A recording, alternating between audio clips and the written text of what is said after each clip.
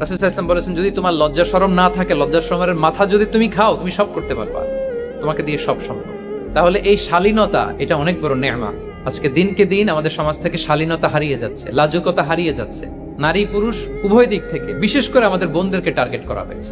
নারীদেরকে, আমাদের বোনদেরকে, তাদেরকে প্ররোচিত করা হচ্ছে, তাদের সামনে আইডিয়া হাজির করা হচ্ছে যে নারী যত বেশি নগ্ন হতে পারে সে তত বড় সাহসী নারী।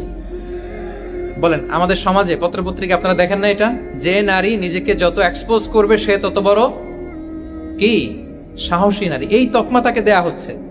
এটা টোটাল কমপ্লিট শয়তানের একটা মিশন। শয়তানের প্রথম মিশন হচ্ছে বনি আদমকে বিবস্ত্র করা। কি করা? আল্লাহ তাআলা আদম আলাইহিস সালাম, হাওয়া আলাইহিস সালামকে বলেছিলেন যে নিষিদ্ধ গাছ যেও না, খেও না। শয়তানের প্ররোচনায় খেয়ে ফেলেছিলেন, সাথে সাথে জান্নাতের পোশাক খুলে পড়েছে। তার মানে শয়তানের প্রথম মিশন হচ্ছে মানুষকে কি করা? নগ্ন করা। মানুষকে কি করা? নগ্ন করা। তাহলে আমাদের